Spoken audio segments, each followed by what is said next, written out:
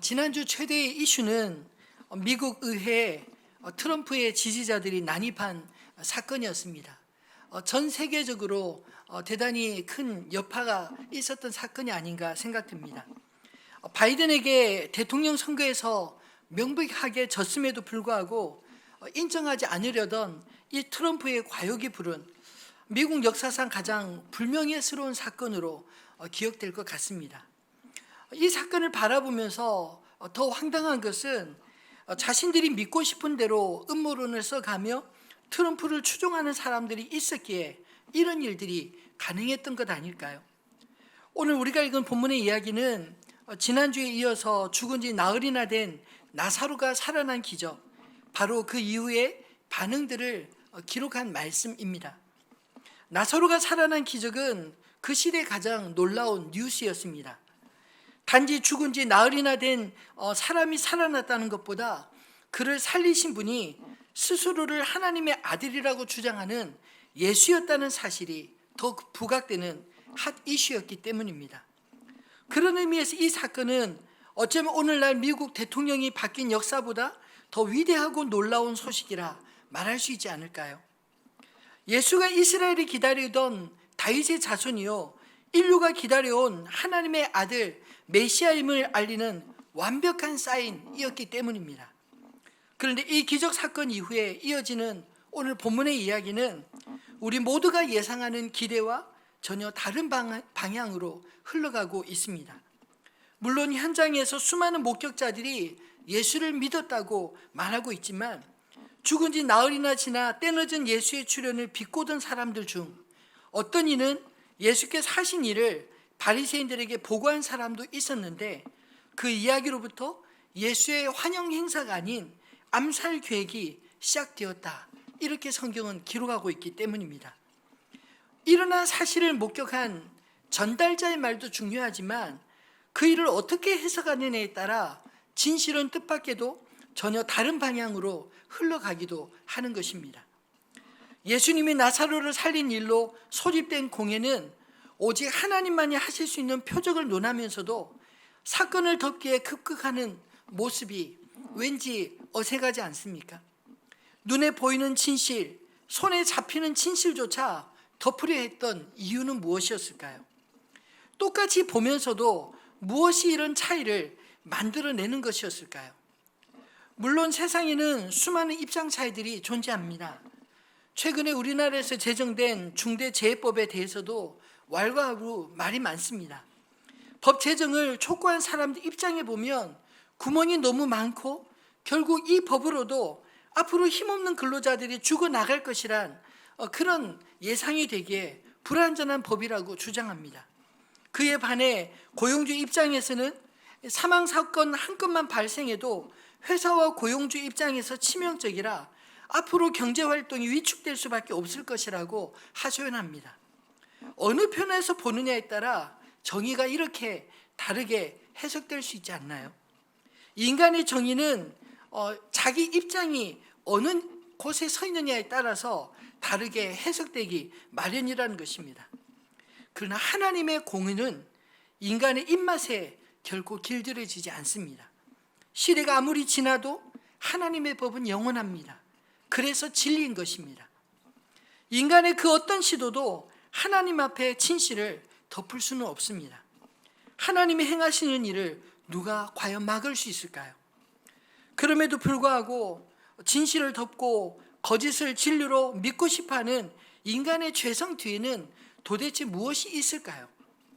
하나님을 거부하게 만드는 인간 내면의 문제들이 오늘 이 말씀 속에서 정확하게 보여지고 해결될 수 있기를 진심으로 기대합니다. 진실을 가로막는 우리 안에 있는 내면의 문제 가운데 첫 번째 문제는 두려움이 아닐까요? 오늘 본문 47절로 48절 말씀은 공회로 모인 사람들의 두려움을 이렇게 보여주고 있습니다. 이에 대제사장들과 바리새인들이 공회를 모으고 이르되 이 사람이 많은 표적을 행하니 우리가 어떻게 하겠느냐? 만일 그를 이대로 두면 모든 사람이 그를 믿을 것이요 그리고 로마인들이 와서 우리 땅과 민족을 빼앗아 가리라 하니, 그들이 두려워했던 것은 오늘 본문의 두 가지로 소개하고 있지 않나요? 만일 그 예수를 그냥 이대로 내버려 두면, 그가 표적을 많이 행하는 그대로 내버려 두면 모든 사람들이 다 그를 믿을 것이다. 이게 두렵다는 것입니다. 또 하나는 그를 추종하는 사람들 때문에 로마인들이 와서 우리 땅과 민족을 빼앗아 갈 것이다. 이것이 두 가지 두려움의 내용 아닌가요? 이 두 가지 이유 모두 그들의 내면의 두려움을 보여줄 뿐 실상은 전혀 그렇지 않았습니다. 그들의 두려움이 과연 정당한 것인가 한번 따져볼까요? 하나님이 정말 하나님의 아들 메시아라면 여러분 무엇이 두렵겠습니까? 모든 사람들이 예수를 믿는 것과 로마인들의 침략을 한꺼번에 묶어서 표현하는 것, 이것이 과연 가능한 일인가요? 가만히 생각해 보면 예수님이 그들이 기다려온 메시아, 하나님의 아들이시라면 모두가 예수를 믿는 것, 그 소리로 환영하고 당연하게 여겨야 되지 않을까요? 또 그들은 유대인의 왕으로 칭하는 예수 때문에 로마가 침략해 올 것이라고 걱정하지만 실제로 AD 70년 로마의 침공이 정말 예수 그리스도 때문인가요? 아닙니다. 그때는 이미 예수님은 자기들이 십자가 못 박아 죽이고 부활하신 예수님도 거짓으로 꾸며 거짓말이라 소문을 내고 예루살렘 교회마저도 핍박을 받아 예루살렘에 남아있지를 않았습니다. 아니 어쩌면 그들이 하나님을 거부하고 하나님을 떠났기에 예수님이 십자가를 지고 가는 자신을 애고 가는 여인들을 향해 나를 위해 울지 말고 너와 너희 자녀들을 위해 울라 하신 그대로 로마를 통해 하나님이 그들과 예루살렘을 심판했던 것 아닐까요? 진짜 그들이 두려워한 실체는 무엇이었을까요?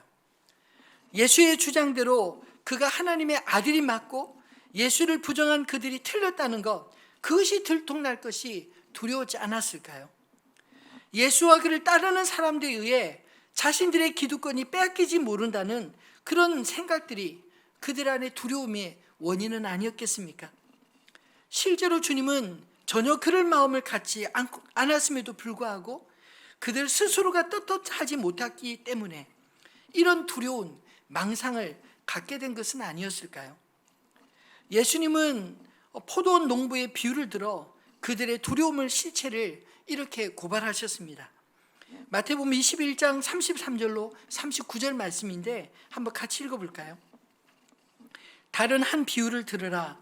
한 집 주인이 포도원을 만들어 산 울타리로 두르고 거기에 집 타는 틀을 만들고 망대를 짓고 농부들에게 새로 주고 타국에 갔더니 열매 거둘 때가 가까움에 농부들에게 보내니 농부들이 종들을 잡아 하나는 심히 때리고 하나는 죽이고 하나는 돌로 쳤거늘 다시 다른 종들을 처음보다 많이 보내니 그들에게도 그렇게 하였는지라. 후에 자기 아들을 보내며 이르되 그들이 그 아들은 존대하리라 하였더니 농부들이 그 아들을 보고 서로 말하되 이는 상속자니 자 죽이고 그 유산을 차지하자 하고 이에 잡아 포도원 밖에 내쫓아 죽였느니라. 이 비유는 예수님이 십자가를 지시 바로 직전 성전에서 유대인들과 이야기하면서 말씀하신 비유의 말씀입니다. 예수님은 자신의 죽음을 이미 알고 계셨고 그리고 그 죽음의 의미를 바로 포도 농부들의 반역이라는 것을 말씀하고 있는 것입니다. 그들 안에 하나님의 것을 가로채려는 욕망, 종교적 우위에서 사람들을 통제하고 심지어 하나님까지 경쟁 상대로 여기는 욕망, 스스로 하나님처럼 되고자 하는 인간의 죄성이 이 말씀 속에 다 드러나 있지 않습니까? 혹시 내 안에도 이런 진실을 외면하는 두려움은 없는지 한번 점검해 봐야 하지 않을까요? 내가 가진 것 중에 빼앗길 것에 대한 두려운 것 무엇이 있습니까? 그렇다면 혹시 과도한 욕심으로 움켜진 것들이 많아서 빼앗길 것에 대한 두려움이 있지는 않은가요? 마치 주님이 오시면 내 마음대로 못 살 것 같은 두려움은 혹 우리 마음에 없습니까? 혹은 사람들의 따가운 시선, 주목받고 싶지 않아서 애써 진실이 보여도 눈을 지그시 감고 계시지 않으시나요? 아니면 무엇이 진실인지 거짓인지 분별할 수 없을 만큼 영적으로 우리가 너무 무뎌 있지는 않은지 돌아볼 일들입니다. 우리 안에 있는 두려움들은 그러면 무엇으로 물리칠 수 있을까요? 요한 사도는 요한일서에서 이렇게 고면하고 있습니다. 요한일서 4장 16절로 18절 말씀입니다. 하나님이 우리를 사랑하시는 사랑을 우리가 알고 믿었노니 하나님은 사랑이시라. 사랑 안에 거하는 자는 하나님 안에 거하고 하나님도 그의 안에 거하시느니라. 이로써 사랑이 우리에게 온전히 이루어진 것은 우리로 심판날에 담대함을 가지게 하려 함이니 주께서 그러하심과 같이 우리도 이 세상에서 그러하니라. 사랑 안에 두려움이 없고 온전한 사랑이 두려움을 내쫓나니 두려움에는 형벌이 있음이라. 두려워하는 자는 사랑 안에서 온전히 이루지 못하였느니라. 사랑이 모든 두려움을 이기는 힘인 줄을 믿으시기를 바랍니다. 하나님을 사랑하고 이웃을 사랑하는 사람은 결코 두려움 가운데 지지 않을 것입니다. 자기 사랑으로 똘똘 뭉친 사람, 하나님보다 사람을 더 두려워하는 사람은 진실보다 이익을 추구하려는 유혹에 빠지기 쉽지 않을까요? 바라기는 사랑 안에서 두려움을 온전히 내어쫓아 이익이 아닌 진실 편에서는 하늘빛 우리 교회 모든 성도님들이 다 되시기를 주님의 이름으로 축원합니다. 두 번째로 진실을 가로막는 우리 내면의 문제는 관성이라 말할 수 있지 않을까요? 관성에 대한 사전적 정의를 찾아보니 이렇게 말하고 있습니다. 외부로부터 아무런 힘이 작용하지 않을 때 정지해 있는 물체는 정지 상태를 계속 유지하려 하고 운동하고 있는 물체는 등속 직선 운동을 계속하려는 성질이 있다. 이렇게 물체가 외부로부터 힘을 받지 않을 때 처음의 운동 상태를 계속 유지하려는 성질, 그것을 관성이라 부른다고 합니다. 이것을 믿음의 영역으로 해석하면 어떻게 해석할 수 있을까요? 믿으려는 관성을 가진 사람은 계속 믿으려 하고 믿지 않으려는 관성을 가진 사람은 계속해서 믿지 않으려 한다. 이렇게 설명할 수 있지 않을까요? 저는 신앙도 어느 정도 관성을 가지고 있다고 생각합니다. 오늘 말씀도 믿지 않으려는 사람들이 계속 부정하는 모습이 말씀 속에 보이지 않나요? 죽은 지 나흘 만에 살아난 이 나사로를 목격한 사람들 중 일부는 자신이 본 것을 곧바로 달려가 바리새인들에게 알렸습니다. 똑같이 보았는데 그 자리에서 믿는 사람들이 대부분이었지만 다른 입장을 가진 사람도 있었던 것입니다. 그들은 바리새인들과 제사장들의 입장에서 바라보는 사람들이었습니다. 아마도 그들은 예수의 존재 자체를 인정하고 싶지 않았던 사람들은 아니었을까요? 37절에 나사로의 죽음에 눈물을 흘리시는 예수를 보고 예수의 지각을 비꼬는 말 기억하시나요? 맹인의 눈을 뜨게 한 이 사람이 그 사람은 죽지 않게 할 수 없었더냐? 아마도 이렇게 매사에 예수에 대해 삐딱하게 보던 사람들은 진실 앞에서도 곧바로 수긍하지 않았을 것입니다. 바로 그러한 사람들이 오늘 본문의 이야기의 주인공들 아닌가요? 예수를 잡기 위해 공회로 모인 사람들은 예수께서 행하신 기적을 계속 거부할 뿐 아니라 그 모든 근원이신 예수를 죽이려고 모의하기 시작했습니다. 거기에 더 나아가 예수께서 살리신 나사로까지 죽이려고 모의합니다. 12장 9절로 11절 말씀에 그 내용을 이렇게 설명하고 있습니다. 한번 같이 읽어볼까요? 유대인의 큰 무리가 예수께서 여기 계신 줄 알고 오니 이는 예수만 보기 위함이 아니요 죽은 자 가운데서 살리신 나사로도 보려 함이로라. 대제사장이들이 나사로까지 죽이려고 모의하니 나사로 때문에 많은 유대인이 가서 예수를 믿음이르라. 나사로 때문에 많은 사람들이 베다니로 모여 나사로도 보고 예수도 만나려는 그 군중들의 이야기를 듣고 대제사장들이 이 예수만 죽이려 할 뿐만 아니라 이제 나사로까지 죽여야 한다. 이렇게 판단하고 죽일 계획을 세웠다는 것입니다. 여러분 한번 보십시오. 한번 잘못 나가면 계속해서 엇나가는 그런 관성이 오늘 본문 속에도 보여지지 않나요? 무엇이 도대체 두려워 죽었다 살아난 사람을 다시 죽이려 하는 것일까요? 진실을 덮으려는 거짓은 아무리 포장해도 거짓일 뿐입니다. 속지 말아야 합니다. 예수님은 그들의 의도를 아시고 잠시 거기를 떠나사 에브라임 동네에 머무르셨습니다. 도피가 아닌 자신이 져야 할 십자가를 위해 유월절 때까지 기다린 여정이었습니다. 그리고 유월절이 다가와 예루살렘에 모여든 사람들 중 성전에서 예수를 찾는 이들의 이야기가 56절 57절에 이렇게 소개하고 있습니다. 그들이 예수를 찾으며 성전에 서서 서로 말하되 너희 생각에는 어떠하냐? 그가 명절에 오지 아니하겠느냐 하니 이는 대제사장들과 바리새인들이 누구든지 예수 있는 곳을 알거든 신고하여 잡게 하라 명령하였음이로라. 그들은 포상금을 노리고 기다렸을까요? 아니면 호기심으로 좋은 구경거리를 찾았던 것일까요? 어쨌든 이들의 이야기 역시 예수를 유대교의 이단화로 바라보는 뉴스거리 정도에 지나지 않았던 것입니다. 진실에 관심을 두기보다 자기 귀를 만족시킬 뉴스거리를 찾아다니는 사람들이었을 뿐입니다. 이런 사람들에게는 양심도 진실도 결코 중요하지 않습니다. 오직 그들에게 흥미가 있느냐 없느냐 이것만이 중요하지 않았을까요? 내 안에 진실 아닌 관성의 지배를 받는 것은 혹 없습니까? 진실을 목격하고도 자신이 속한 공동체 입장이 아니면 애써 외면하려고 하는 관성이 우리에게는 없나요? 진실은 중요하지 않고 오로지 나의 입지만 중요한 그런 관성은 없습니까? 바라기는 우리의 관성이 하나님을 찾는 방향으로 바뀌는 변화가 오늘 이 말씀을 통하여 일어나게 되기를 진심으로 축원합니다. 진리 가운데로 한 걸음씩 믿음의 용기를 내어 나아가는 저와 여러분 되기를 소망합니다. 말씀을 맺겠습니다. 오늘 본문에서 아무리 사람들이 예수를 하나님의 아들로 인정하지 않고 하나님이 하시는 일을 방해하는 것처럼 보인다 할지라도 하나님의 일은 결코 방해받지 않는다는 이 사실을 여러분 기억하시기 바랍니다. 오늘 본문 가운데 49절 53절 말씀을 보면 특별히 사도 요한이 해석을 붙여놓은 내용이 등장하고 있습니다. 그 중에 한 사람 그의 대제사장인 가야바가 그들에게 말하되 너희가 아무것도 알지 못하는도다. 한 사람이 백성을 위하여 죽어서 온 민족이 망하지 않게 되는 것이 너에게 유익한 줄 생각하지 않은도다 하였으니 여기까지는 사실입니다.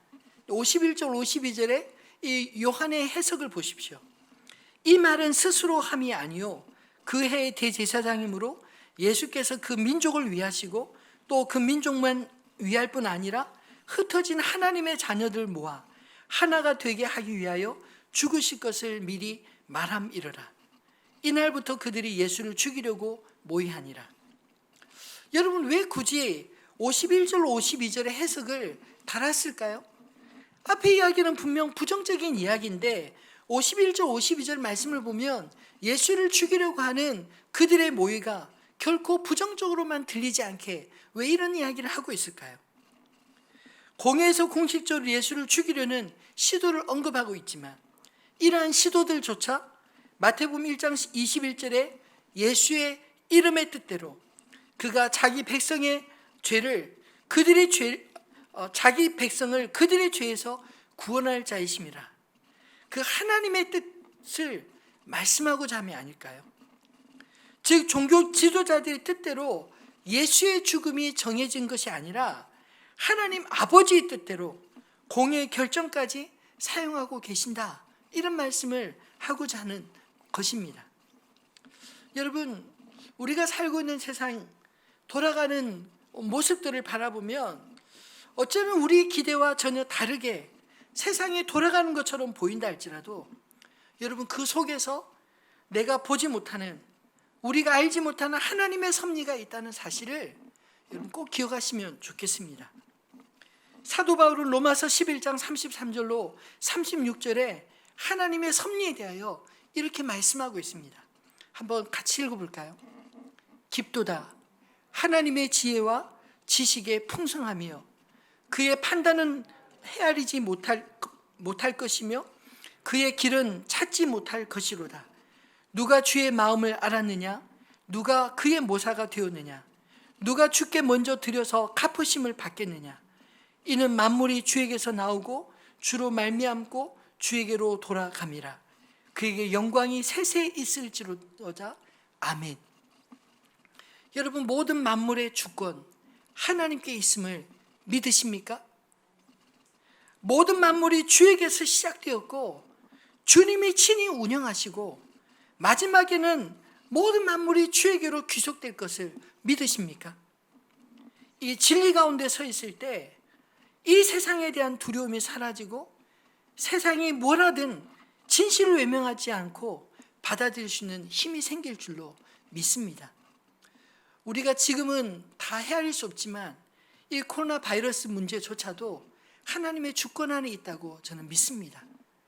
그것을 통해 하나님이 역사의 방향을 어떻게 틀어가실지, 각자 믿는 사람들의 믿음을 어떻게 시험하실지 우리는 다 헤아릴 수 없지만, 그러나 이 모든 역사의 주권을 하나님께서 친히 주관하고 계시다는 그 사실을 믿음으로 잠잠히 겸손히 주를 바라봐야 하지 않을까요? 오늘 관성의 법칙을 말씀드린 것처럼 우리의 믿음은 오히려 이런 시험 가운데 더욱 하나님을 간절히 찾는 자도 있을 것이고, 하나님에 대하여 외면하는 자들은 오히려 이 시험이 더욱더 하나님이 하시는 일을 방해하고 또 핍박하는 일들을, 하나님이 어디 있느냐라고 말하는 그런 일들을 서슴지 않게 될 것입니다. 이것이 오늘 이 시대에 일어나고 있는 일들 아닌가요? 여러분, 어느 편에 속하여 계십니까? 하나님의 아들의 출현을 사람들은 애써 외면하고 부정했지만, 그렇다고 하나님이 하시는 일을 사람들이 가로막을 수 없었다는 것을 오늘 성경이 우리에게 말씀하고자 하는 게 아닐까요? 코로나19로 인해 사람들이 두려워하고 이전보다 관성의 법칙을 따라 하나님을 멀리하는 사람들이 점점 많아지겠지만, 동시에 하나님은 이 역사의 한가운데 하나님이 하시는 일들을 멈추지 아니하시고 행할 것을 믿으시기 바랍니다. 여러분, 무엇을 움켜쥐고 계십니까? 무엇에 끌려가고 계시나요? 전능하신 주님 앞에 우리의 움켜쥔 손을 펴시고 진실이 아닌 세상 사람들의 관성으로 움직이던 그런 옛 습관들을 벗어버리고 살아계신 하나님 앞에 겸손히 반응하는, 나아가는 저와 여러분 다 되시기를 주님의 이름으로 축원합니다. 오늘 주신 이 말씀을 기억하면서 믿음으로 서리라, 이 찬양 가사를 묵상하며 함께 찬양하도록 하겠습니다.